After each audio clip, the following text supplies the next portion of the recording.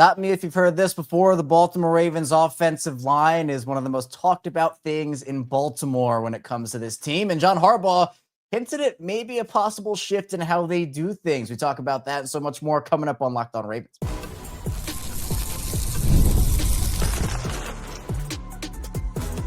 You are Locked On Ravens, your daily Baltimore Ravens podcast. Part of the Locked On Podcast Network, your team every day. You are Locked On Ravens. Welcome into the show. I'm your host, Kevin Oestreicher of Ravens Wire, here with you on the Locked On Podcast Network, your team every day, and now the #1 sports podcast network. Appreciate everybody for being here, whether you're an everyday or a first-time listener, or if you're somewhere in the middle. Thank you so much for all your support and for making this community what it is over here on Locked On Ravens. It's absolutely incredible. We have 5 days a week plus more of daily Ravens coverage for you here, and we have a jam-packed episode today.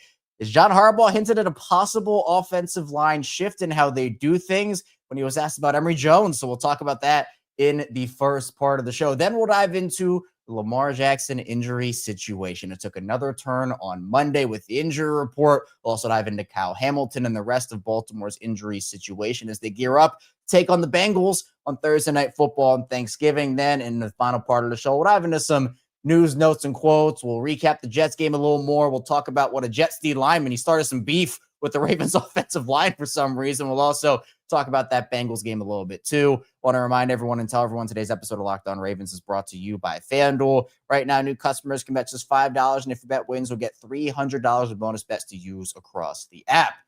You're with me today. It is from the Ravens Talk podcast and the Locked On Ravens Squad show, Sam Njoku. And Sam, 5 straight wins. It feels good. 6-5, above 500, AFC North leaders. I mean, a lot of good coming out of these last couple of weeks for Baltimore. I mean, my hat's off to them. Again, the wins have been ugly at times, but a win is a win, is a win is a win, as we all say. And I think that that's all you can do. Want to know every week. That's the goal. The Ravens are not losers anymore, which is crazy to say after that 1-5 start after that Rams game. I thought, oh man, this season's cooked. There's no way. And stringing together 5 straight wins, no matter the competition, is no easy task, especially after that 1-5 start. The morale is down. It takes a certain type of head coach to get that team fired up. So much, I guess credit has to go to John Harbaugh for getting this thing going. But now they got to get things done. 4 out of the next 6 opponents are AFC North foes. Got to find a way to win those games and punch your ticket into the postseason again. Yeah, and I know obviously it's been the defense that has really carried this team over the last couple of weeks. The offense certainly has struggled. Lamar Jackson has struggled, and the offensive line has been struggling in a major way that, probably explains a little bit about all the struggles of Lamar and the run game and whatnot, because it truly, to me, does all start up front. I've been saying that for years. And so John Harbaugh, during his Monday availability, because again, all the days are weird and mixed up because the Ravens play on Thursday this week, he was asked about Emory Jones. Obviously, he was active for the first time in his NFL career on Sunday. Didn't play in the game, but he was asked about him being up and then didn't play. He was asked if there was a plan to give him a look or anything like that. And Harbaugh said he just kind of moved into that role and one of the 8 players being active. And he said that he was ready to play him if needed. And he said, I think we'll see where it goes from there. And then there was a follow-up on the question about, is there a situation where maybe there's a rotation at some point, or is that something they prefer not to do? And Harbaugh, again, stop me if you heard this before, said, I think everything's on the table. We've done that before. We were probably one of the first teams that started rotating linemen, if you remember that.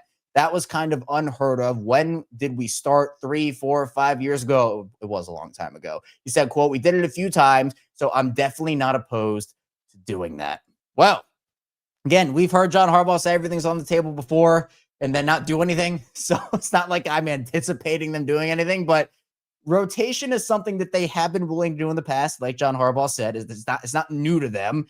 I don't prefer that. I just prefer they put a guy in there and have them play a full complement of snaps. I've never really been a fan of them doing rotations, but they haven't been shy about it. And it is interesting where Harbaugh's not necessarily, I don't know if the right word is endorsing, but endorsing a full-fledged change here. But since they've been open to it in the past, would it shock me if they did it again? No, but also they're winning, and I've been I've maintained it, Sam, that while they're winning, especially on a short week, I'm not sure anything's going to happen this week, but maybe during the mini bye they try. If again, it doesn't work this week again, stuff still's kind of going awry, maybe during the mini bye they try to work something out. I'm not sure. Maybe. I mean, I think there's so many ways to look at this. And I try not to overreact because, again, Carson Vincent got the nod over No Boom, and then it switched over. No Boom's getting the nod, and not Carson Vincent, and Carson Vincent inactive. And so I'm trying not to look too much into the inactives and actives unless the practicing has been so wonky where one isn't really getting a foothold on the other. It tells me two things. It tells me, one, that Ben Cleveland was never an option at guard. For Ben Cleveland to get ousted and activated by a rookie who hasn't seen any action of any sort in the National Football League speaks volumes to what they thought about Ben Cleveland coming into the season. And it really begs the question about why he signed Ben Cleveland in the first place if he's not going to be a logical option to potentially play. So his inactivation is a bit of a head scratcher / tells me that, one, either Ben Cleveland's so terrible that, hey, let's just give this kid a shot in case there's an injury, or they're progressing along enough where they see potential in him. They see what good he can do. He's a third-round grade pick, so he is a great player coming out of college.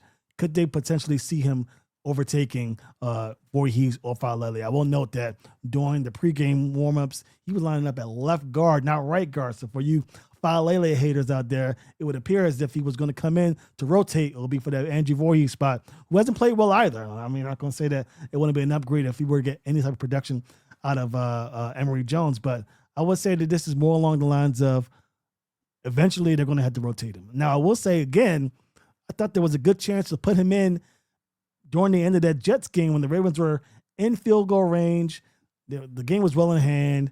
The Ravens are trying to punch it in for a third time. If you guys remember that DeAndre Hopkins pass at the corner of the end zone was incomplete. I thought during that drive, maybe get your boy Emory Jones in for a few looks, but that wasn't the case. So I'm trying my best not to read too much into it one way or another, but the potential is there. The option is there for the Ravens to make that rotation change. It won't be a plug and play, something that you and I have talked about. I would love it for you, just that, but they love to do rotations first. I'll take whatever I can get. Change the offensive line, get it going somehow, some way. If you got to rotate them, spin them over there to the left guard spot, spin them to the right guard spot, just get them in there.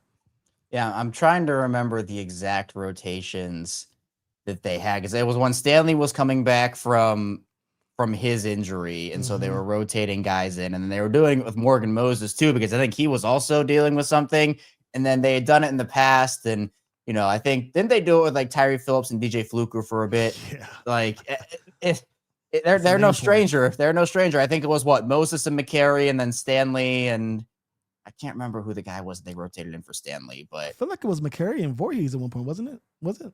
I'm not sure. I don't know. I'll have to look it up, and we'll have to come back to that. But yeah, I think that, again, they're not opposed to doing rotations. I think they believe they were innovative in that, and so I think that they're more open to it because, like, oh, look at what we did here, and it's worked. And well, worked is a strong word on some of those rotations, but yeah, they have tried it out. So we'll see. And actually, some stats on the offensive line from Sunday's game. This coming from Coach Evans, who does a great job. Be sure to go check him out. We've had him on the show, friend of the show here. He put out some pass block and run block grades and just some stats from the game on Sunday, offensive line wise here.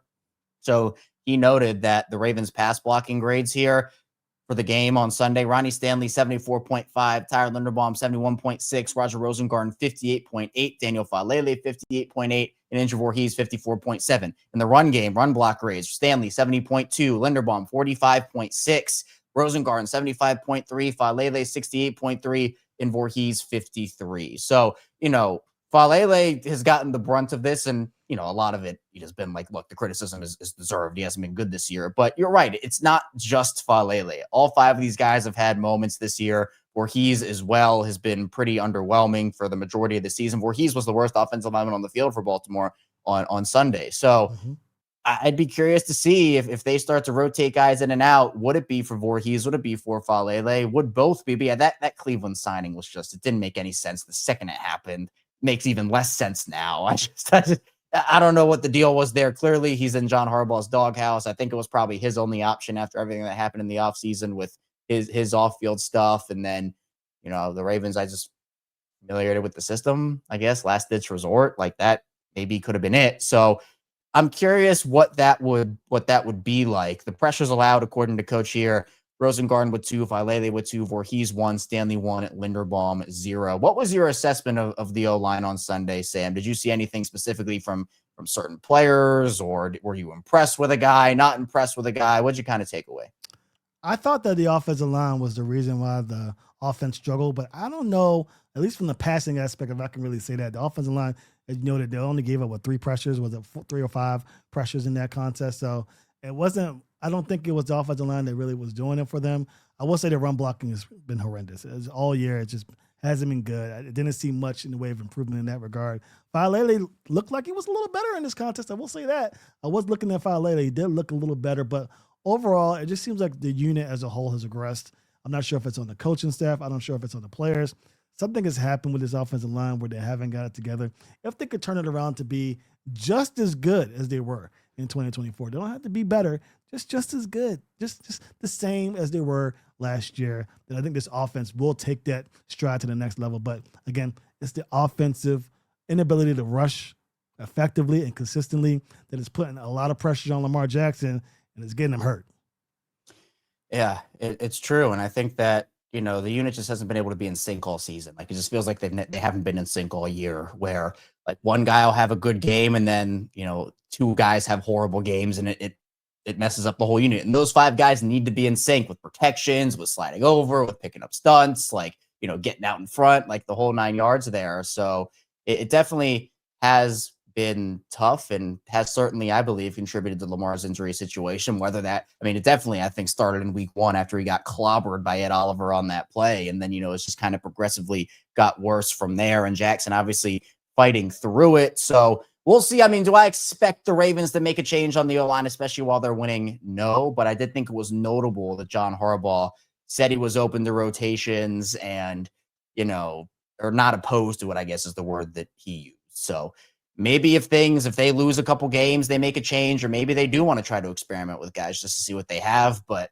with their record, experimenting is kind of tough, but could it go any worse? Maybe not. We'll see. Coming up in the second part of the show, though, we have new injuries. Another injury for Lamar Jackson, Kyle Hamilton. We got word on him from the estimation during Monday's walkthrough. So we'll talk about the latest turn Lamar Jackson injury situation and a lot more coming up next on Locked On Ravens.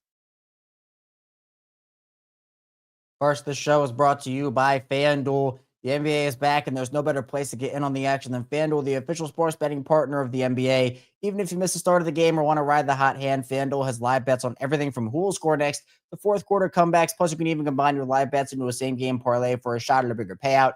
Keeps every game exciting, especially when your team's making it that late push.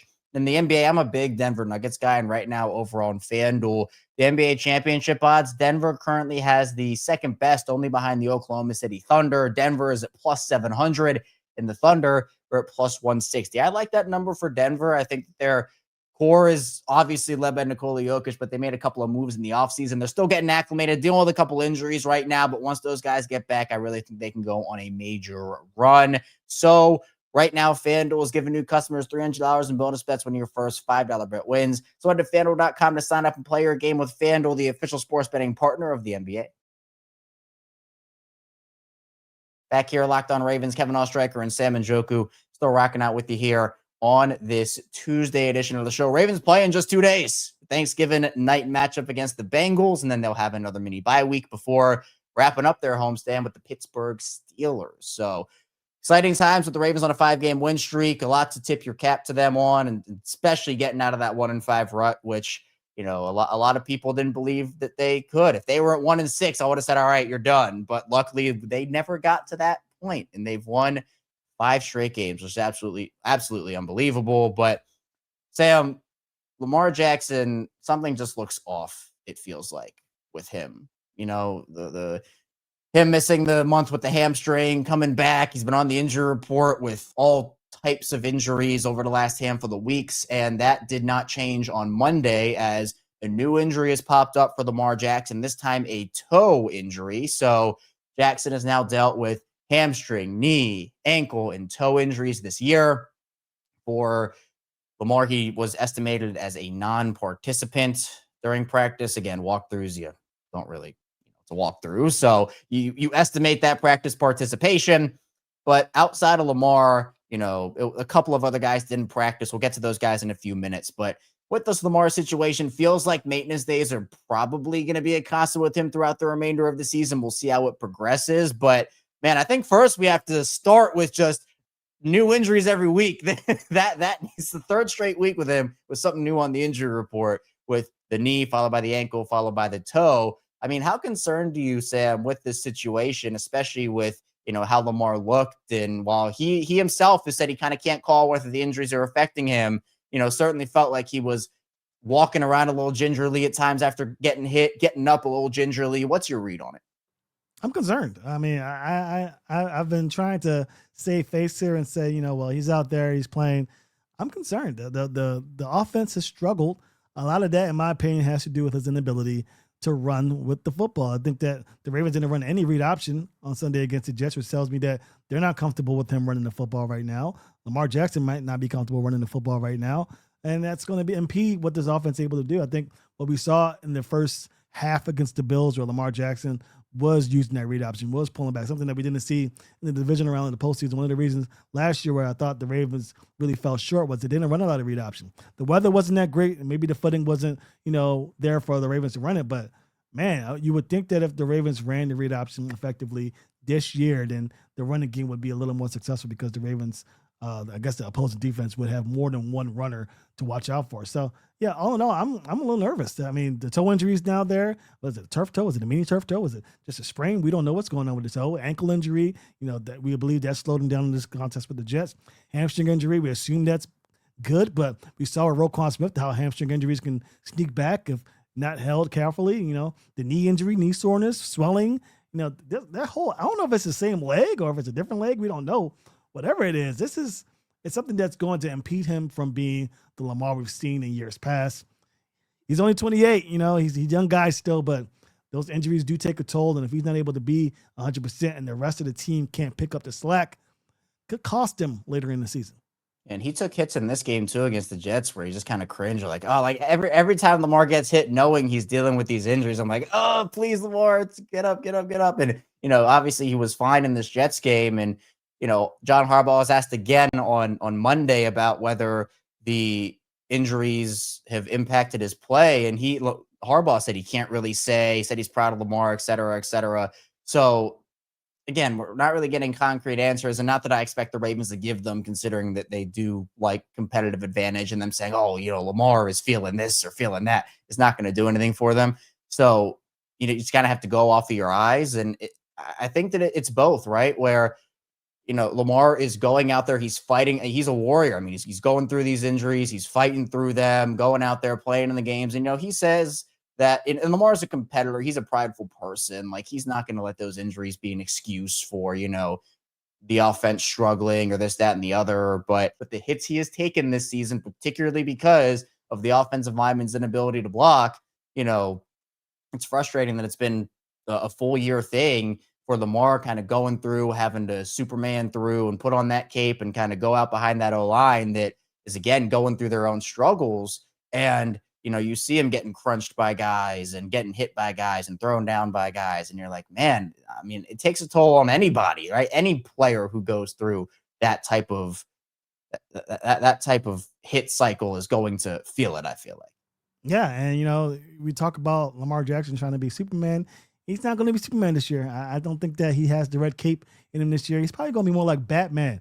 And, Batman is great, and he does things well on his own, but sometimes he needs to call the Justice League to help out. And right now, Justice League isn't coming through. Derrick Henry hasn't been playing the way that we thought we'd see. Rashod Bateman's injured a little bit. Zay Flowers is showing some flashes here and there, along with Mark Andrews, but haven't seen much from Isaiah Likely. So, and the offensive line, we talked about that at the beginning of the show. They've been struggling as well. So they need to step it up. Lamar Jackson shouldn't have to be Superman for this offense to get things going. I think that's what the signaling is, the verbiage within the verbiage here from Lamar Jackson is that, yeah, maybe he's a little banged up. Yeah, maybe he's not the guy that we've seen in years past, but that shouldn't be what makes this offense tick. They've got other guys in this offense too who are making money. Derrick Henry, there hasn't been on the injury report, at all this year. Rashod Bateman has, Zay Flowers has, but those guys have the ability to step up as well and make things happen. He needs support from everybody on this offense. And even if he was playing like Superman, we've seen in years past, but that hasn't been enough to get the job done for them to get to the championship. Even if he is Superman, he needs the other guys to step up as well. So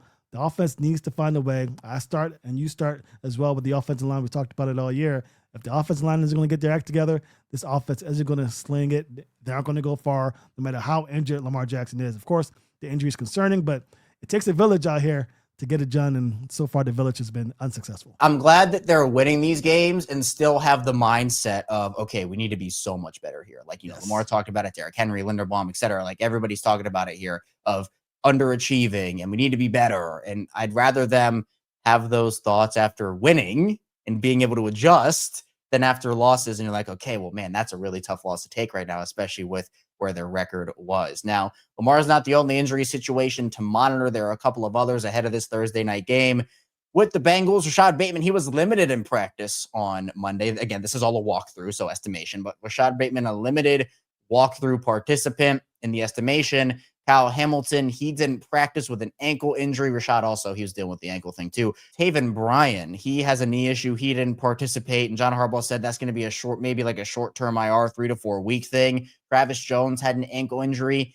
He did not practice. And Keon Martin, he was back limited with his rib injury. I think Hamilton is the one that everybody's kind of worried about, Sam, and curious about as to whether he will play on Thursday. John Harbaugh said that Hamilton will have a chance in this game, although I know that sometimes that can be coach speak for, we're not going to tell you, but he's not going to play. Sometimes guys do play after that. So kind of an unknown situation with Hamilton. His foot kind of got caught up in the turf and, you know, made an unnatural movement. He was limping pretty hard off the field, through his helmet, seemed pretty frustrated, especially because he's been dealing with injuries too all year, and he's a warrior like Lamar, going back into the game after his stinger injury on the shoulder and everything. So do you think Hamilton is going to play in this game? Is it too early to tell? What do you think? It's too early to tell, but if I had to make a guess, I'd say no. I mean, it looked like John Harbaugh was, you know, the way he said it made it seem like, yeah, he has a chance to play. But, I mean, really, it's not really a chance. I don't know. Again, if there's anybody that's going to do it, it's the bionic man that I call him, Kyle Hamilton. I think every game I've seen him in person or on television, he always gets hurt, goes to the blue tent, comes out. Hey, 14's back already? It doesn't matter what it is. He could have lost an arm out there. He'd find a way to get back in the game. So it's going to be up, I think, to the doctors to decide if he's good enough to play. I think if Kyle Hamilton could play, it'll be to their benefit to get him out there. I think this Bengals offense, you know, there's not a lot of teams out there with Kyle Hamilton on there, and they're still finding ways to slow down this passing offense. Of course, they didn't have to deal with Joe Burrow that the Ravens had to deal with, so that is that to consider. But if I had to say, probably not. But wouldn't it be surprised again if he does? I'm just not counting on him being out there on Thursday. Right. If I had to guess, I'd probably say no too. So hopefully we just both reverse jinxed it, and he'll be out there for the Ravens on Thursday. Yeah. But it's just the short turnaround does make it really tough. And, you know, you don't want to risk something getting worse, or, you know, him just not being able to play up to his Kyle Hamilton potential that we know he plays to every single week. And all of a sudden it's like, all right, well, he's not helping because he's injured, and, you know, Bengals are taking advantage of it. Now, the Ravens defense without Kyle Hamilton is not good. And, you know, all the instances we've seen of it have not been great. So that's a little bit of a concern point. But, you know, I think that the Ravens probably want to use the short week plus the mini bye to probably get these guys as healthy as they can. Now with Lamar, he's been out there, he's been playing.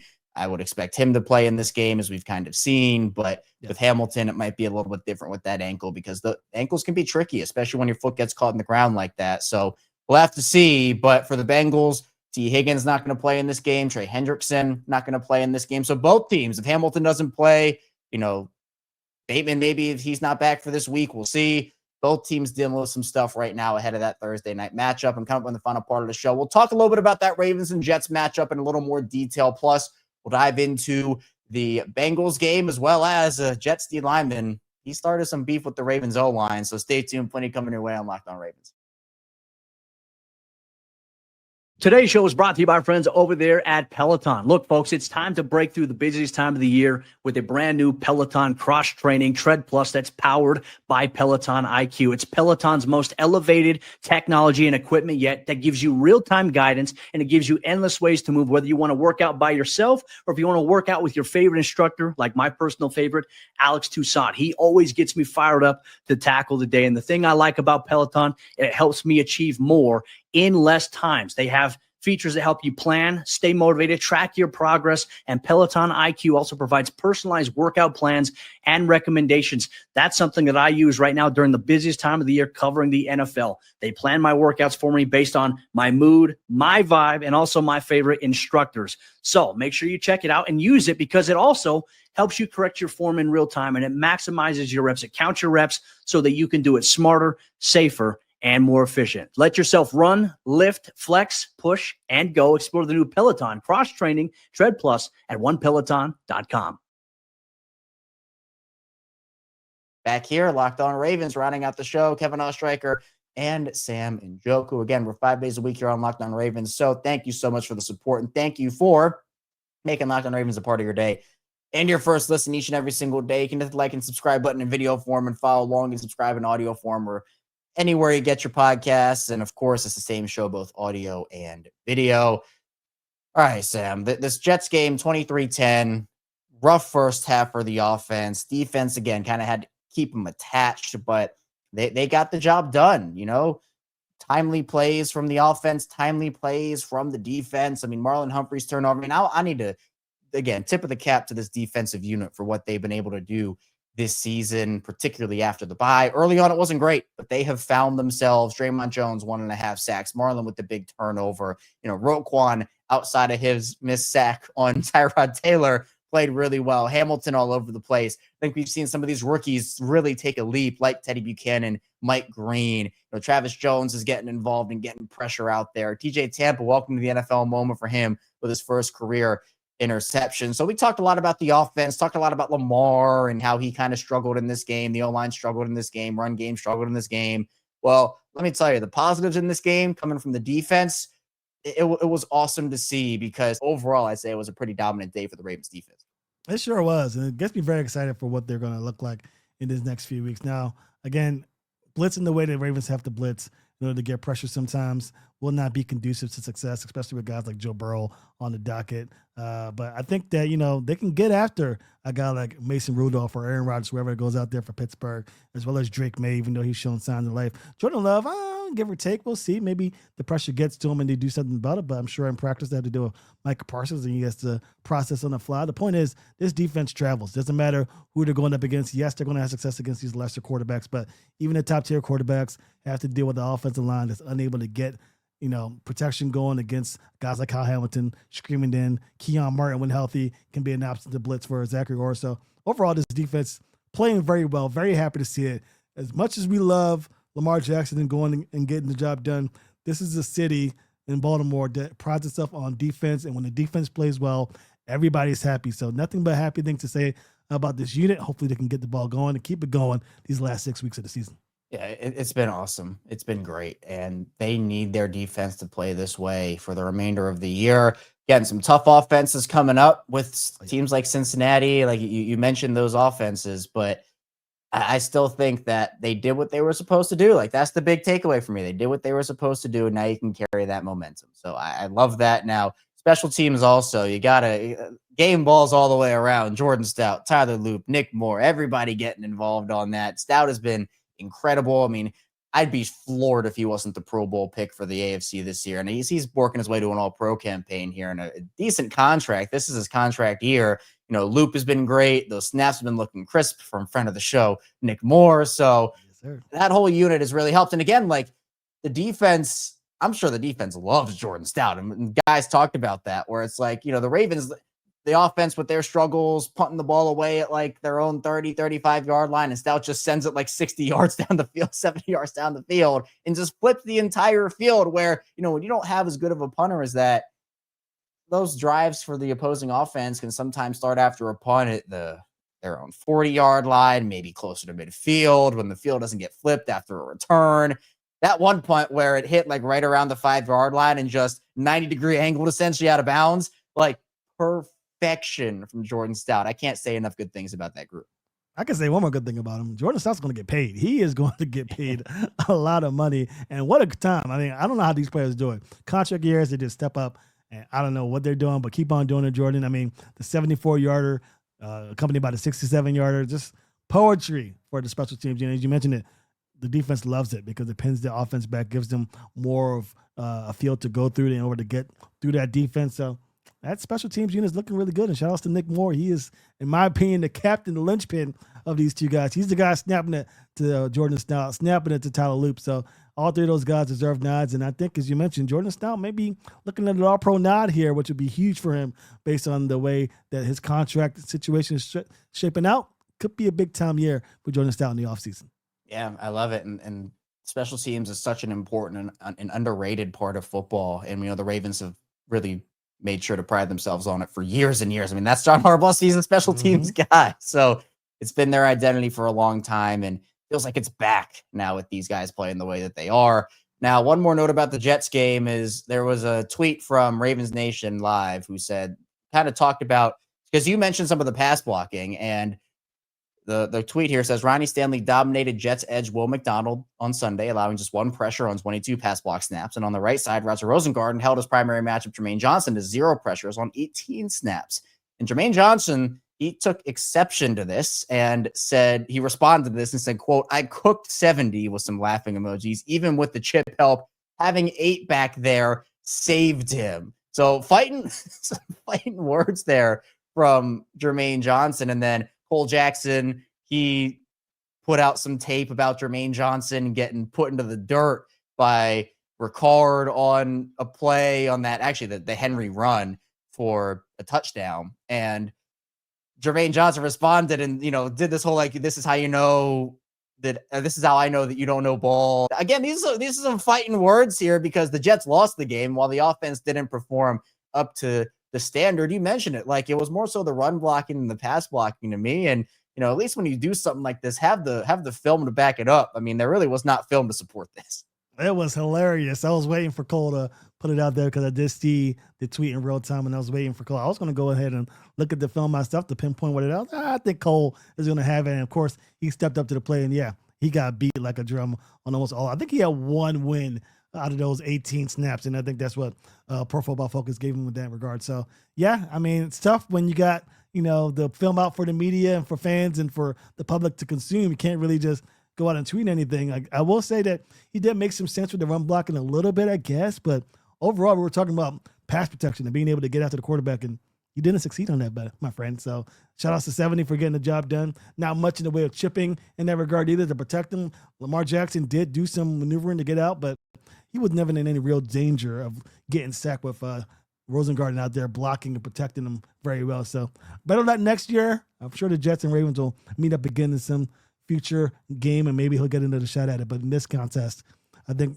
Rosengarten got the better of him. So sucks to suck, I guess. I don't know. Yeah, and the one sack was on the interior. Andrew Voorhees gave that one up to Jawan Briggs. So still, not that pass protection was perfect for this team because it was not, but on the exterior, at least the tackles did a decent job, all things considered, but still a lot of work to do for all 5 of those guys on the O-line. With this Bengals game coming up, Sam, again, this is a good opportunity for the Ravens to bounce back, and especially on the offensive side of the ball. No T. Higgins, no Trey Hendrickson. Those are 2 big losses there. Joe Burrow, it's a big storyline, and he's going to be able to play in this game and get going. Jamar Chase returns. How are you feeling about the matchup, particularly because it's an AFC North game? We know those games get a little weird. I still think the Ravens, have a good chance of winning this one. Again, we don't know how healthy Joe Burrow is. Is he rushing back? Is he going to be the same way that Lamar Jackson was, where Lamar Jackson came back, after an injury and wasn't the same? Could we be seeing that with Joe Burrow? Is the chance of re-injuring that toe out there? I'm sure the doctors and the front office and the coaching staff will get together and hopefully make the best decision. But maybe the Bengals may need to save Joe Burrow from himself. This is the lost season. Regardless if he's out there or not, he's not playing corner. He's not playing edge. He's not playing nose tackle. He's not playing safety. That defense is going to be the reason why this Bengals team loses another game. And putting them out there for a chance to get injured, even if the Bengals win this game, they're not going to be in the playoffs. So it doesn't make much sense to me. But regardless, I think the Ravens do still pick up the victory just because that Bengals defense continues to be the worst defense in football. Yeah, it is a terrible unit. And so if not now, when? This is a great opportunity for you. You got to capitalize on it for sure on the defensive side of the ball. For the Bengals, that's a defense you need to be able to put some points up on. So hopefully that is the case, and hopefully the defense can stop Jamar Chase because Jamar Chase loves playing the Ravens. He always goes off. So that's another contention point where you got to be able to stop number one out there on that field. But Sam, I appreciate you. Thanks so much for hopping on. Before I get you out of here, please tell people where they can find you and what you're working on. Yeah, you can find me on the Ravens Talk podcast on Twitter, Instagram, and TikTok. Talking Ravens football all the time. On YouTube, my show, Ravens Talk, is available. New episode coming out today. You should be able to see it. I'm sure that there's going to be lots and lots of conversation about Lamar Jackson's injury, his health, or what have you. We'll talk about that in great detail, and then also preview the upcoming matchup between the Ravens and Bengals. So catch me on there. And also, Locked On Ravens Squad Show. Don't forget about that. Almost forgot about it. Crazy that I did with myself, Q, and Kevin talking Ravens football twice a week. So get ready for that. Stay tuned for that post-game show after the Ravens hopefully beat down on the Bengals on Thanksgiving night. There we go. So be sure you go support Sam over at Ravens Talk and everything he has going on. And of course, you can check us out on the Locked On Ravens Squad Show twice a week. And that'll, again, yes, be happening on Thursday after the game. But that's all I have here today on Locked On Ravens. Sam, thank you again for joining. And thank you, everybody, for watching and listening. On the way out, be sure to hit the like and subscribe button in video form and follow along and subscribe in audio form for 5 days a week, plus more of daily Ravens covers, the main show Monday through Friday. We got bonus episodes, instant reactions, watch alongs, and of course, that squad show too. So be sure to stay tuned, and I'll see you right back here soon on Locked On Ravens.